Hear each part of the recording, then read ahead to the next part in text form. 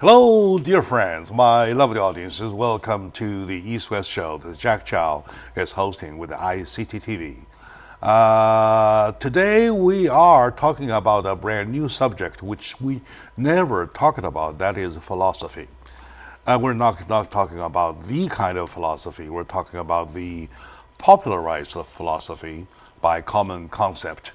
It is all because a friend of EDI, Mr. Ivan Chang, has recently published this book called The Fourth Revolution. Of course, by the way, in Chinese, English version will follow. The Fourth Revolution of Rationality. Right? It was a book that I worried a little bit about its readership, about its response, so far, so on and so forth. So that day when we did this book release, new book release, and I was caught a total surprise. Surprise meaning that I never thought all these audiences, about the crowd of the audiences, and also the fact, the order of the audiences, of the whole thing going through from the beginning till the end. There is not even anybody leaving the seat to a bathroom visit. That was a total surprise to me. That was, by the way, to be honest with you, in my career of being a host or MC all the time, all my life, I've never seen this before, right? So with that, as a lead, I would like to introduce my guest today. Also, he is the one, and he was the one that book release, and also he was on a panel as one of the speakers. And name is Mr. Farzan Kabalabadi, Mr. Hua Zan by Chinese name. You are welcome to the show. Thank you, Jack. Thank you for the EDI. To make a point, the concept of rational revolution is not only accepted by people our age. He has brought his son, Sarari. Sarir Kamalabadi. All right, good, very good. He's 50 years of age. 15, And yeah. surprised to me, he speaks Chinese in a better way than I do. Oh, by the way, Hua Zan does the same thing, better Chinese. To you, welcome to the show. Thank you. All right. Have you been to television interviews before? No, I don't think so. First time. I don't really remember. First yeah. time. Yeah. But you were relaxed. You were quite relaxed. Yeah, I've been to a press interview before. I see. So when you first time heard of a word of a philosophy, you get surprised? No. No. According to your father, that when you were very little, you had an access to Lao Tzu, to Dao De Jing, Yeah. San Zi Jing. San Zi Jing is more on the surface. Much later, yeah, of course. Mm-hmm.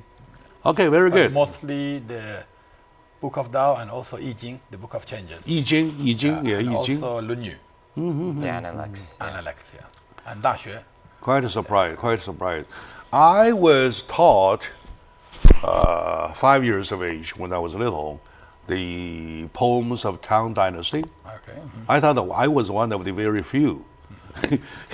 He is even the fewer, right? Yeah. They had a good, thorough teaching.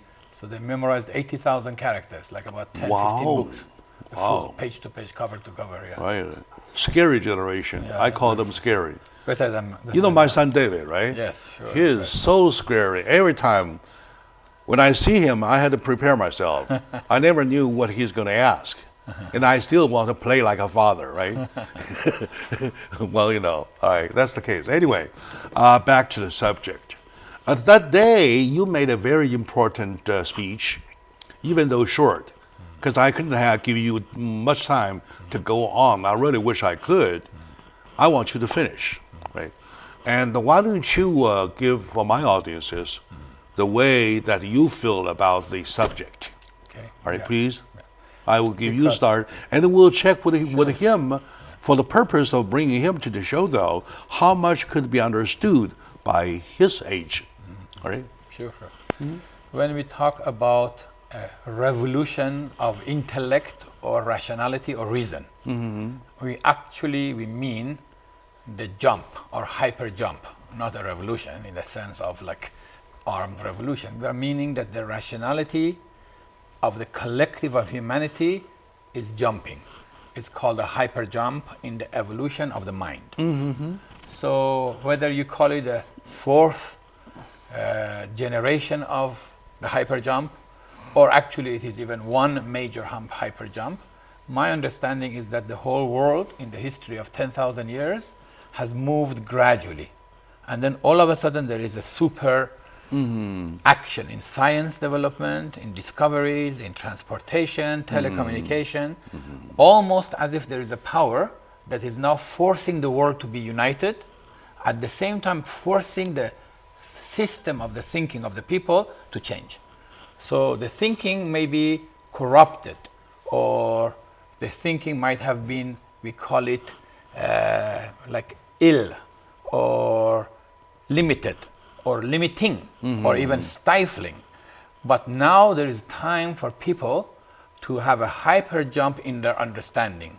What understanding? First, about their own selves, then about their own purpose of creation, then about the environment, then about cooperative models of existence, and which means that the move from competitive to cooperative, and the move from what I call the animalistic nature of human to the angelic, the higher nature. Right. So when we talk about revolution or evolution or hyper jump in the reason, first of all, from the Baha'i perspective, where I come from the Baha'i faith, we don't talk about a singular jump. We talk about the collective humanity. Collective hyper jump. hyper So it is jump, a yes. consciousness of the level. It's just like when a child is in a very embryonic stage and cannot talk. And then when it has an early talk, and then it starts fighting to get things. And then after a while it becomes rational and it starts to express itself. And then sometimes maybe in the early youth, it has a contempt of discipline, anarchy, and doesn't know who I am as a reconstructing identity. But there is a time where there is an age of maturity. Yeah. So, speaking of jump, though, I recall David. When he was little, I started to teach him both English and Chinese simultaneously. yes, your son. And it worked just the positive effect, because about age of year two, he couldn't even speak a word. I took him to doctors. I was so worried. Other child can do it at like age 1.5, or even 12 months or 13 months. They can talk like a man, like a human being, right? And him, in his case though, 2 years, he can't even say. Oh, he was anything. even longer, 3 years. Oh yeah. Yeah, those who develop that a bit later, sometimes they will move And forward it much. was only one day. It was only one day. That he spoke All everything. of a sudden, at dinner time, he started talking. Yeah. I was shocked. Yeah, exactly. Is this David? He started blah, blah, blah, blah, blah, blah, both language. Started talking. That's amazing. Super Right? smart. So that's jump. Yes, and it is Jump. being brewing underline and capturing, and then all of a sudden there will be a totally new dimension. This is important because in the Baha'i writings, it talks about the collective experience of humanity is the same as the individual. From the mother's womb, and not yet in the nature, and then embryonic, and then we go to the childhood, then we go to the pre-youth, and then we come to collective And maturity. then collectively, they do the hyper jump. Yeah, exactly. Very good. We are at this stage. We are at the early stage of humanity moving away from hatred, fighting, divisions, and still we are in those old ages. We call it half I of our see. foot is in the old world order, half of our foot in the new light. We are children of half light. I see. Half of our foot still is in the limited, not yet reached rationality or reasoning or spirituality, has not yet emanated. You're quite a philosopher yourself. We are learning. Okay, now, for the purpose, just to indicate the purpose, why we brought you here, I'm going to ask you, how much did you understand your father's statement? From a scale of 1 to 10, I would say 8. Yeah. I think this is a special age.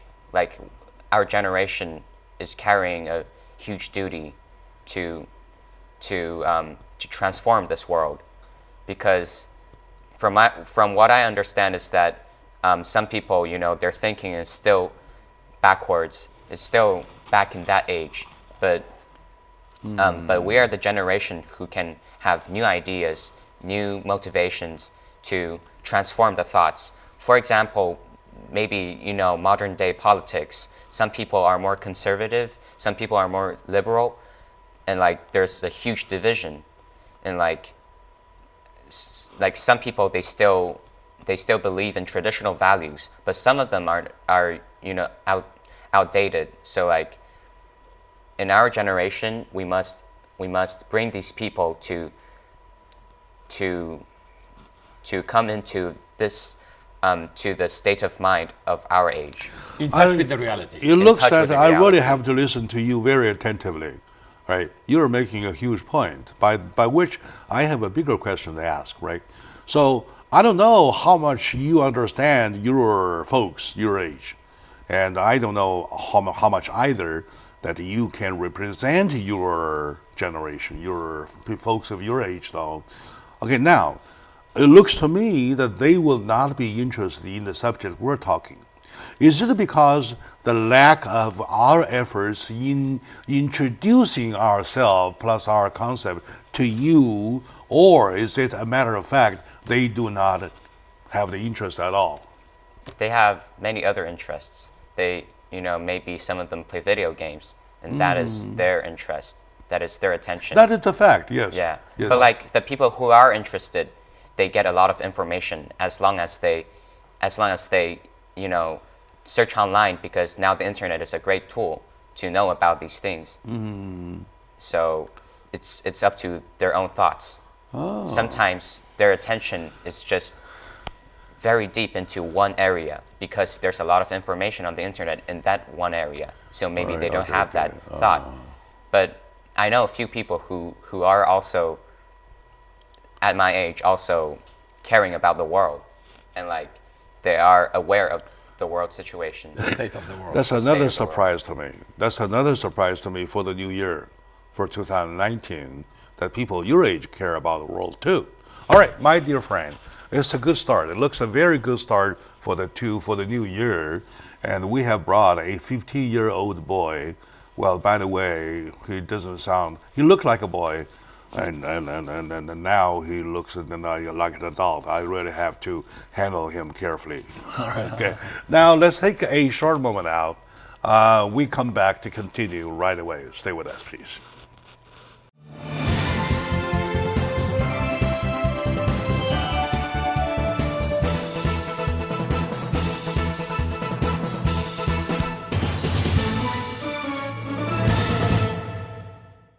Hello, dear friends, my lovely audience, ladies and gentlemen, my dear philosophers philosophical people who still care to read.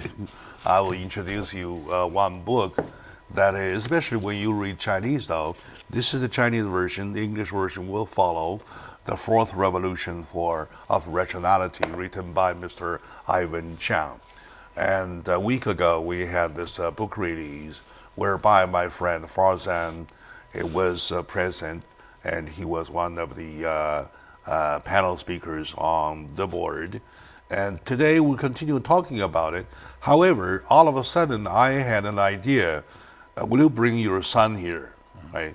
To indicate that what we're talking about, the subject I mean, if we put a little more efforts in it, in what we're doing in the basket, probably could be understood by people his age. So we're proving that point, right? So to both of you, welcome back. Thank you. Thank you. Yeah. Still back to you. I'm more interested to you. I'm done with him. No problem. Yes, please.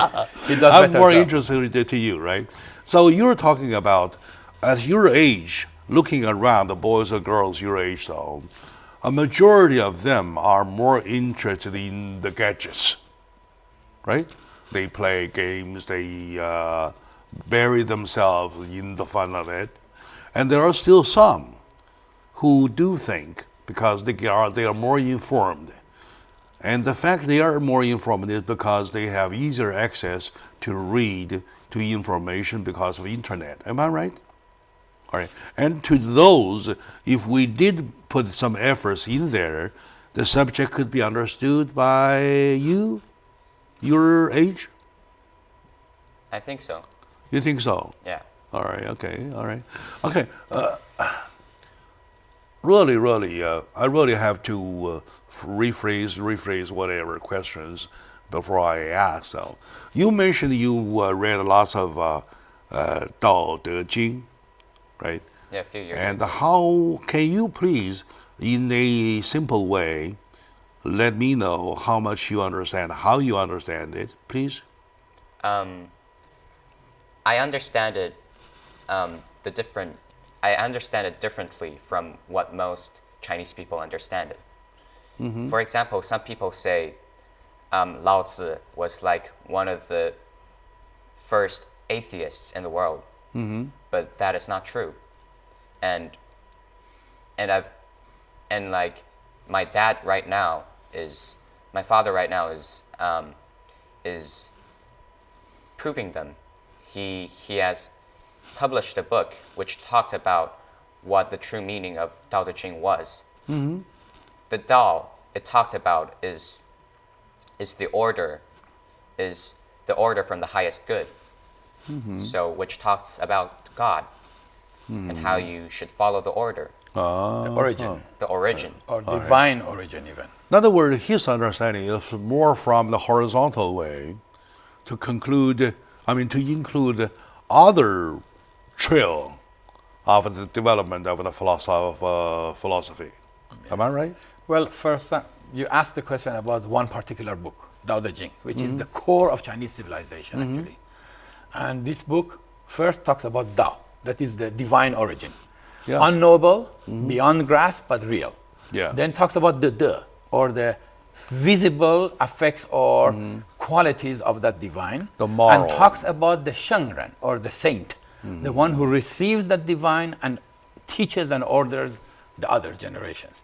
And then how this Shengren must be the pattern of universe. That's the model. We call it a dynamic power of the example. And how this example of a perfect order or a higher order, if it is popularized, then we don't need the laws and the rules and everything becomes naturally ordered. And that how, then there are those, we call them, that they are the followers or the Daos. And then they will go in search of this obscure and yet real. There is a relationship between the ancient, primordial, to the present. So it says, 自古至今其名不去，以阅众甫. So from the ancient times until today, the result of that divine order is not disappeared. It exists everywhere. We have to find the signs and learn how to 知古之道，以喻今之有. So we have to use the ancient Dao to manage the contradictions of the modern times. 自古之道，以今之有. 以今之有， All right, good. All right, very good. And I'm quite amazed by the fact that you guys, the father and the son, know on average more than regular average Chinese, right? About the Dao De Jing and the Dao and the De. All right, now, okay. Now that you understand that much of Dao and the De and the laws, right? Okay, now here's the law. Here's the Dao and the De, right? So, what's the relationship between the law? We can stretch it to cover the concurrent law, the nowadays law, right? From the law of the divine power from the very beginning of history all the way to the law today.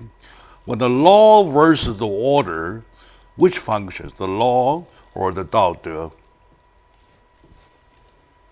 The law is based on the Dao De. Well, okay.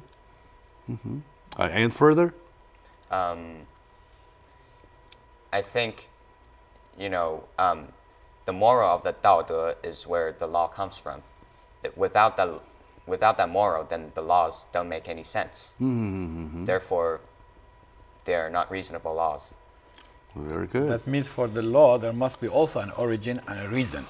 And people need to understand why they should be moral. If they don't understand, they just do it route and practice, they will not heed and they will go their ways, wrong ways. On a deeper layer of the same issue, though, 道德 is the most essential people could use as the guidance of their day-to-day life. Yeah. And whereas law is only amendable, is a rescue when something happens, right? And plus, the law deters bad doings, right? Other than that, the law manages the visible sin or mistakes. All right. And after you're caught, visible and but invisible. the Dao and De, they manage the invisible, your subconscious. In fact, Dao De in Chinese means morality, but actually, 1 minute, it's not only morality. Dao De means the divine origin and its manifestations. So the morality comes in compatibility with the divine origin and its manifestations. And then there goes the law, Then it goes right? the law. Okay. Now it's between the conspicuous and the inconspicuous. Exactly. Right, very good. My dear friend, this is such a subject that I am so amazed that I can discuss this with a 15-year-old. Thank you very much, right? Okay, now, with this as a test of the water, though, you and I can go ahead, talk about whatever you haven't finished the other day at the book release, because we have somebody, even though 15 years, understand us what we're talking about. Right, good. Now, the other day, you were talking about, you stopped by the story that you were telling about ancient times, the first idea of United Nations, right? Yes. So that's where you started, I believe. Yes, because most people don't know that in the ancient China, and that is before the dynasties, the whole land of China was populated, but it was not one country. It was actually nearly 3,000 countries. They called them Zhuheguo, or small kingdoms. And these countries were separated, the tribes, the clan countries, okay? But at the end, they called them kingdoms. And that these kingdoms each had their own culture, and they had a symbolic emblem, like the animal that is a totem, just like the American Indians. Okay. So some had as the eagle as the representation, some had the cow or the goat, and some had also the snake, or any other, or a fish. A fish, And when the groups, when the culture came that they wanted to unite, and the unification was sometimes through wars and sometimes was willing. But when they united, they did it consultatively. So they unified as unity in diversity, which is the Chinese philosophy. That means they combined the elements, the signs of all those civilizations. And then they created the symbol, an emblem called the dragon. We don't know that the dragon is like the emblem or the banner of a unified United Nations in the China region. That's of the why 3,000 a dragon has a head of a horse, right? Has the antelopes, right, like a deer. That's right. And the scales like a fish. Exactly. Right. Exactly. It's a combination of all the tribes. And who are those countries? They were every county. And claws like an eagle. Yeah. But today we have 3,000 counties. Each country has, not country, county. Counties, Actually, each county of today in the old time was a country. So 每一个3000个县，当时都是独立的国家。 Very good. They had a separate language. That's good. That's good finding. You understand what your father talks? Yes. All right. Did you support it? Of course. All right. Very good. And he has his own readings to understand. And then you probably explain how you understand it, and then on your layer, we want to understand how much you do about the co-efforts, about the. So you know what? It looks to me the significance of that is that human history started way back in the prehistory by collaboration. Yes. Rather than single-handed fight. Actually, the implications are more. The implication is that the concept of a country, nation building, 3,000 years before wasn't there. 300 years in the future, it will not be here. So it is very temporary. we deify and glorify the state, and that is the cause of wars. Yeah, In other words, the nationalism is only one step away from jingoism. Exactly, and one step It's away no good, no good, Yeah. no good. It's only one step from jingoism. You know what I'm talking about, right? You know what jingoism is, right? So, macho they fighting. expand one's own nationality, right? So anyway, We call it the fetish in this state authority needs to give way for the maturity of humanity. Actually, so the whole point exactly. connected to the book is that the Absolutely right. fourth revolution of reason or intellect Absolutely right. must make that we think of the states as only cities, Right as there. countries as only provinces. Okay. And All therefore in right, the my future dear is unified friends. world. Yeah, sure. My dear friends, let's take another break. We come back to continue. And I'm very, very glad for the decision to have this young man come to join us. It's a revolution itself. I've never done so. I used to take a little girl, and she was one of the kind of a special attention, special education girl stuff, and to try to cope with her. Well, and I never talk about philosophy with a kid, right? Scary. All right, we'll be right back.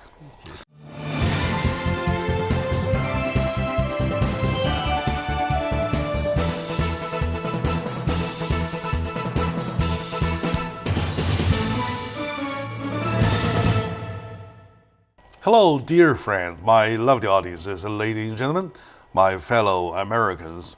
Welcome back to the show. Today's discussion is about a book written by a friend of mine, Mr. Ivan Chow, in the title of The Fourth Revolution of Rationality.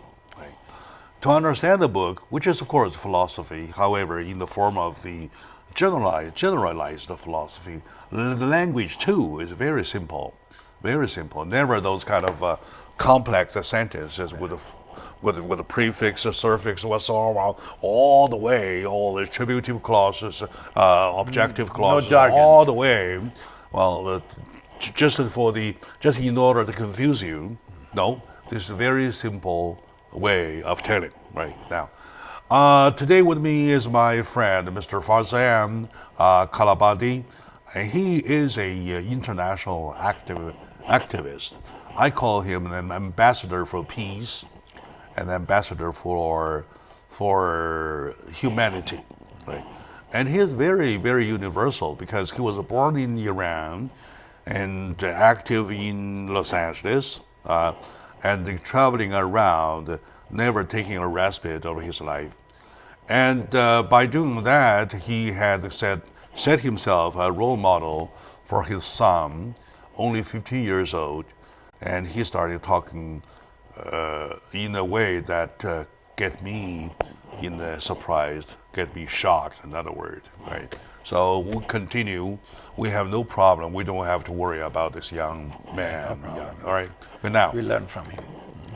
you mentioned about why author Ivan Chow made this one the fourth revolution, right? Let me tell you the way I understood. He, according to him, going back to the ancient history, to the ape days, at the moment when apes learned to recognize a tool, Instruments. He calls that as the first instrument. Yeah. revolution. So their concept of rationality started because they recognized that if you use an instrument, it's better than your bare hand. So that's why they started with the instrumental rationality. Right? Okay. And by using that, though, also at the same time, they learned that in order to survive, you better collaborate with other apes, otherwise you get killed. So, and collaboration and the instrumental at that very moment, though, becoming the early birth of rationality. And then later, many, many thousand years later, to the Aristotle time, Because the reason. the reason, right? Rational reason, of And, value. yeah, they start to learn value. Of course, you use an instrument. You can use the instrument to hunt, and you can use the instrument to kill. So there's different value.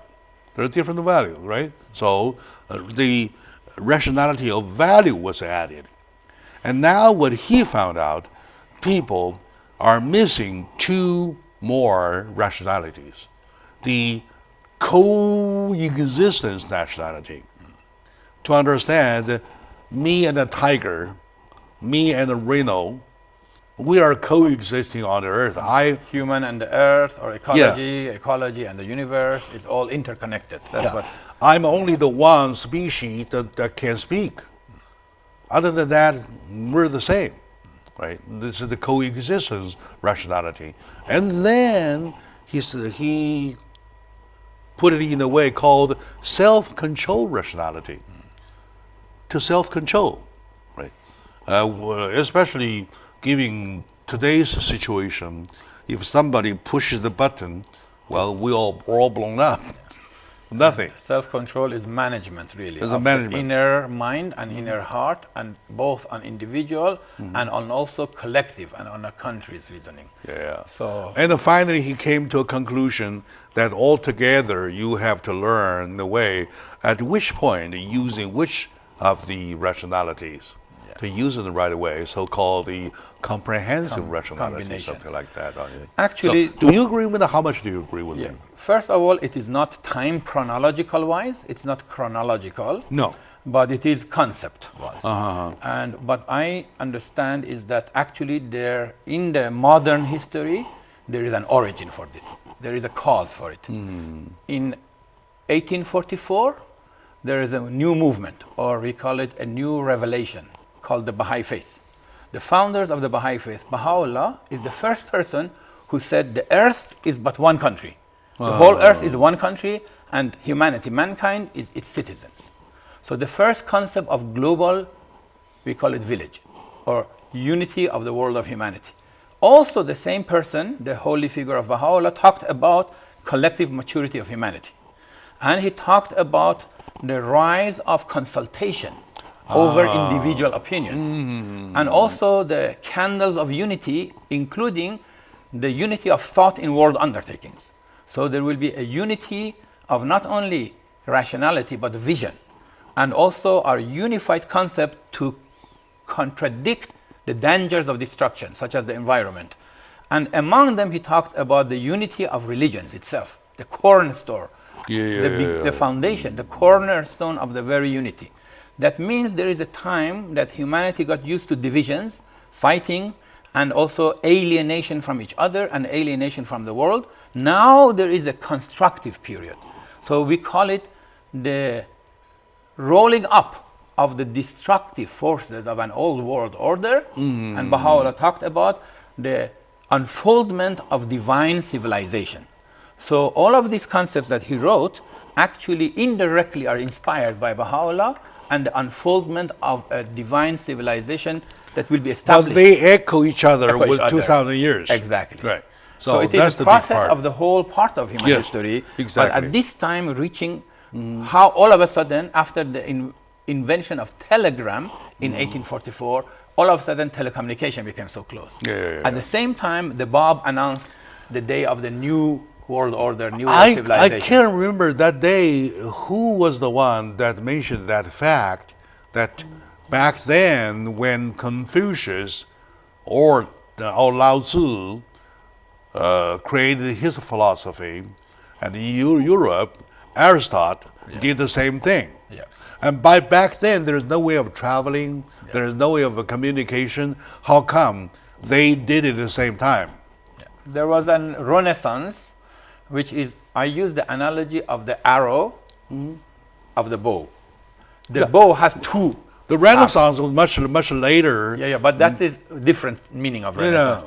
I mean that even 2,500 years ago, globally there was a Renaissance. Okay, and I use the analogy of the bow. The bow has two parts. The middle is the arrow. One part is before 2,500 years ago, and one part is 2,500 years up to today.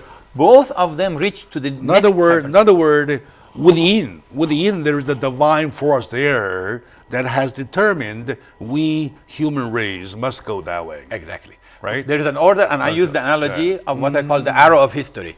from family to tribe to city-state to village, city-state, national building, and now is planetary unity. There is an arrow of history. Yeah. So family, tribe, village, city, nation, planetary unity.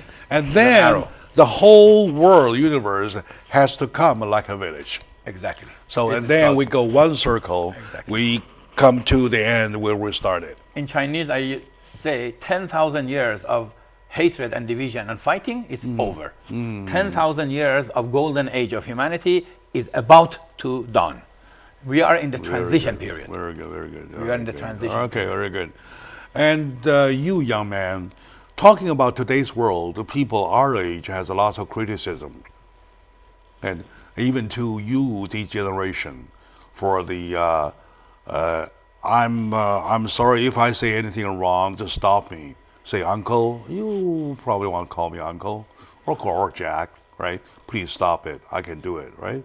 So, to give you an example, those low-hanging pants kids, all right, tattooed all over, and those girls with a top that actually or eventually covers nothing. So those kind of those young men, when they, as a generation altogether, though, it made us worry so much. Are we going to lay over the whole world onto them? Right? How do you comment about this kind of worry, please? Everyone have their own thoughts, which lead to certain consequences.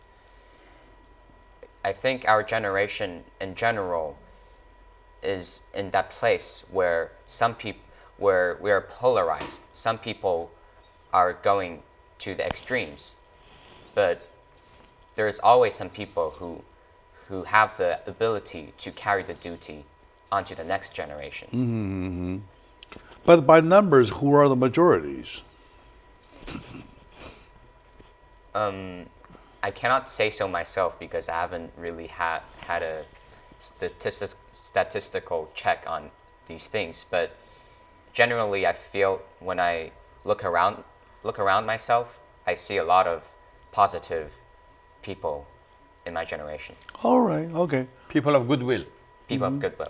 But there's like-minded people. Yeah. Yeah, so even those- even kids choose to play with the like-minded kids. Yeah. Right. Also, even those who go through what I call tests and trials and a little bit of extremes, they also mature. It's not that they always remain at one. But anyway, we want to make sure that we want to lay the way of the whole world to those minority of the generation who do think. Otherwise, they will carry us to nowhere. Oh, by the way, he's got a very handsome voice. You recognize that? Yes, it's a very Did you go any course of singing? No, but I mean, I like to sing. You have sometimes. a baritone voice, or radio Yeah. voice, call it that way. Maybe he will be your partner someday here. Yeah, sure. Right, good. And then I'm taking it in turns. Yeah. All right. Good. Okay. All right. Let's take a short moment out. We will come back right away. Put together all the things. By the way, it looks that the one show is not enough. Yeah. It looks that we just warm up, right? Yeah, we just warm you up and touch the surface. Well, I like to pave the ground because we have a young people here, right? Okay. When everything's paved already, and then we'll start and we're to the end. Okay. So, and we need one more, right? Good. Okay, my dear friends, we'll be right back, please.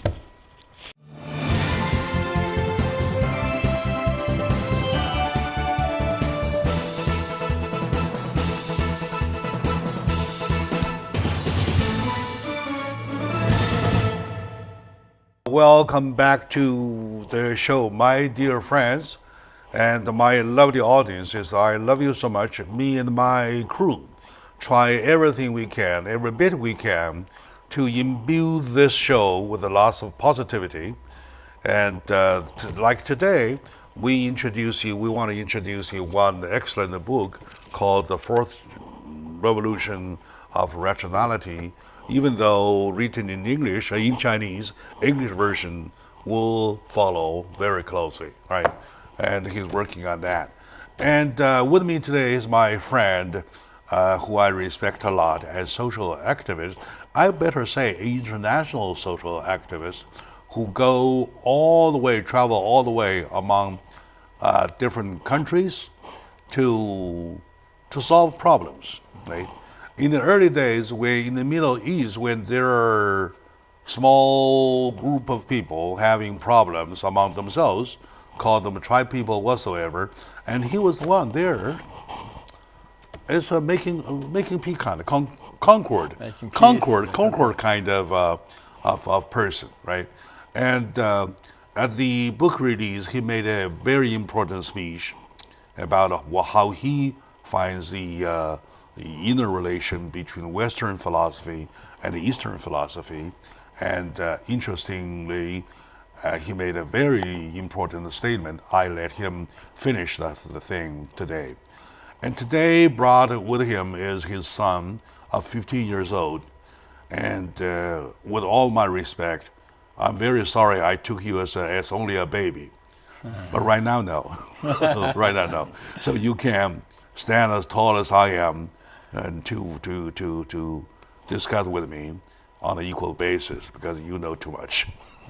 You're scary, right? Now, a long time ago, it wasn't even before I knew Mr. Ivan Zhang as a good friend and a writer, I went to Vegas and I saw a show. You know the title of the show? Zoomanity. Zoomanity. Right. The zoo that is humanity. Not humanity, but zoomanity. Reminds me of the movie Zootopia. Okay, so I saw him laugh when I mentioned the word zoomanity. Tell me why you laugh. Zoomanity. Well, it's a combination of zoo and humanity. And in the zoo, you must have an order, which is humanity. So, yeah, it's really interesting. So actually, they normally mean derogatory term, meaning that humanity are at the level of animal. That is the rule of jungle, or everyone is fighting for their own maximization of self-interest. Yeah, whereas right. this order was the order of the past. Whereas this book says, and the Baha'i faith says, we are going to mature and we are going to rise above that problem. I'm not criticizing that show. Yes. Oh, by the way, the show was, matter of fact, a good one. Okay. And only it included something of nudity, of what we as a human, basically we are only a different form of animals, what we do day-to-day life, between man, woman, whatsoever, But that part. this topic actually Nothing is wrong so with it. important, if you allow me. Yeah, please. Okay. Actually, one of the problems of immaturity of the world is the philosophical acceptance that human beings are animals. Actually, this is wrong.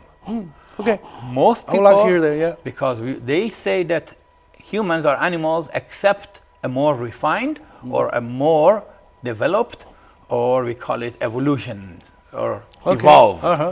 Whereas if they talk about it, I believe this is fundamentally wrong and is a grave mistake, and it makes our direction, instead of going to what I call the glory and the nobility, we go down to the lower end because we are talking about the lower nature of humanity. Actually, there's one simple logic. If you look at commonality, then you can say human is animal, animal is a vegetable, vegetable is mineral. When we look at commonality, there is no point. The difference is what makes a difference. The difference that there is a growth augmentation that is in the vegetable kingdom that in the mineral kingdom doesn't exist. And there is a movement and six senses that is in the animal kingdom that in the vegetable kingdom mostly doesn't exist. And there is a rationality or the soul or that is consciousness that exists in humanity that doesn't exist in animal kingdom. And when we talk about that, the difference, we will never mistake and say, oh, human beings are animals. Then you can say if a person's brain becomes a vegetable person because he doesn't. Yes, but that is not the differences. We want to talk about differentiation. How much you understand him? Well, he can say it very well. Yeah, you can disagree with him. Yeah, or say. No, I agree with him. You do. Okay, and why? Reword it or say what?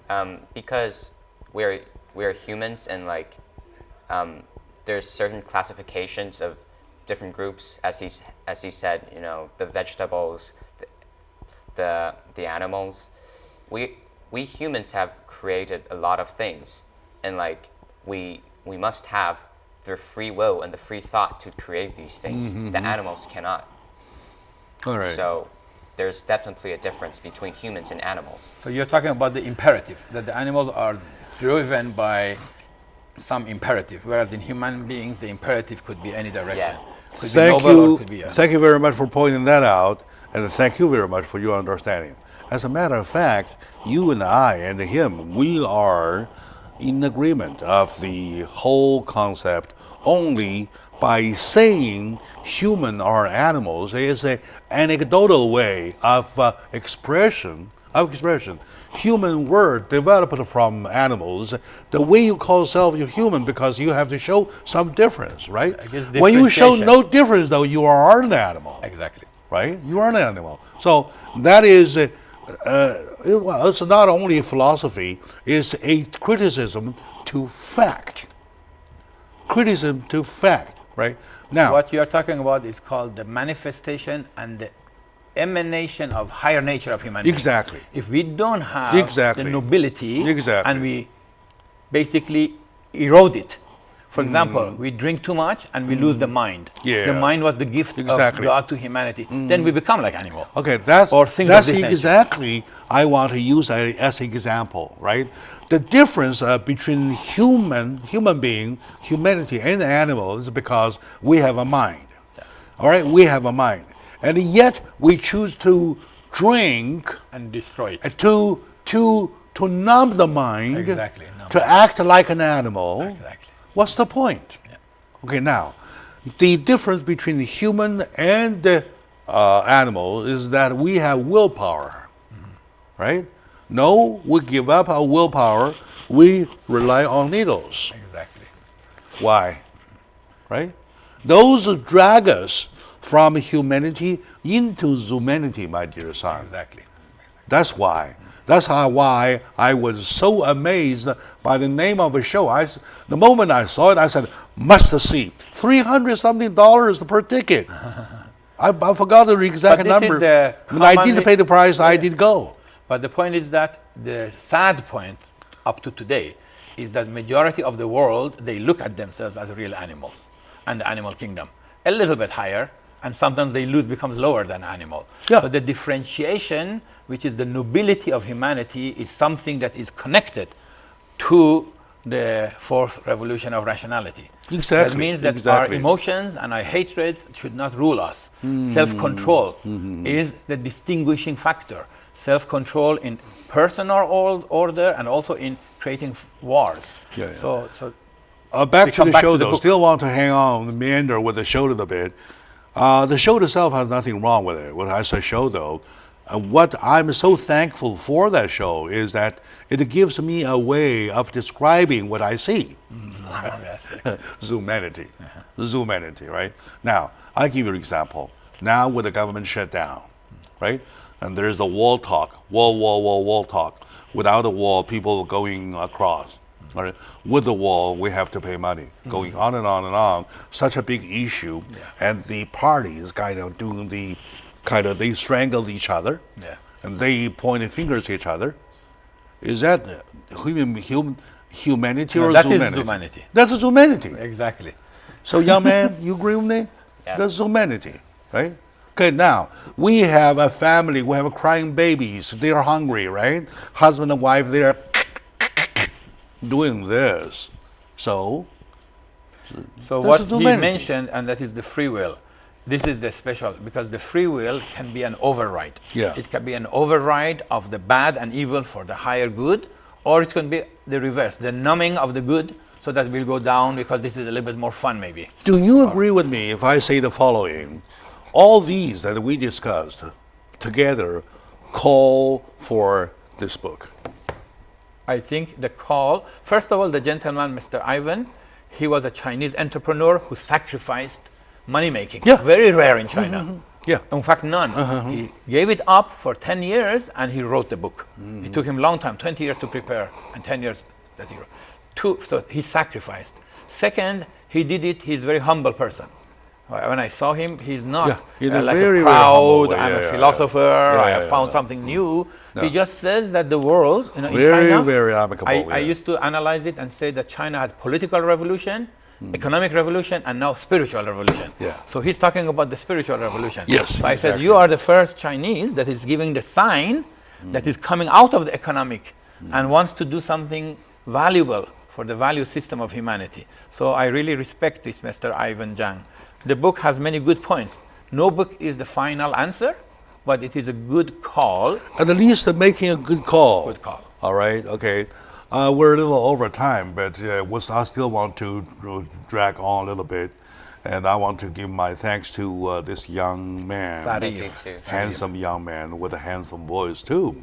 I do recommend you try somewhere, go take some trainings in the broadcasting, and you could be a wonderful guy doing that, right?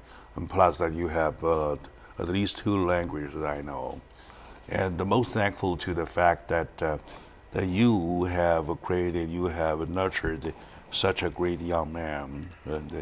The credit of education goes to you. No, first his mother, and then of course his own nature, and a little bit me, yeah. Okay, very good. And your kindness to A discover. little bit you, okay, now.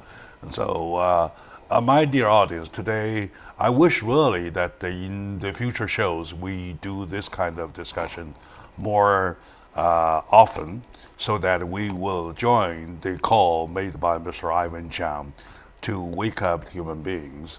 Sometimes we're gone too far, right? Okay, my dear friends, and that wraps it. So thank you for watching, and to this young man, and to this older man, but still young man. Thank you very much. Thank you very much for the great, Thank you. great Thank you. consultation Right. discussion.